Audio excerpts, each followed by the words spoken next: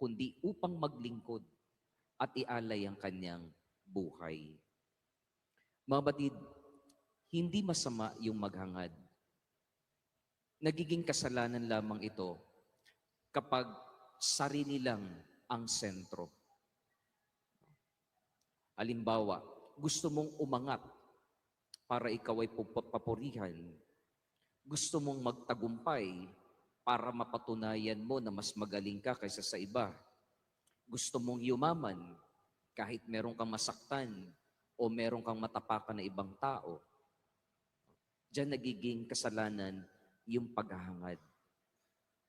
Diyan nagiging mali yung paghahangad. O kaya naman kapag palaging ang tanong mo, ano bang makukuha ko dito? Meron ba akong pakinabang dyan? Sa halip na ang tanong, meron ba akong maibibigay? Minsan ganun ho eh. Kunyari, lingkod. Ano ho? Lingkod. Kunyari. Ano? Pero ang intention, iba.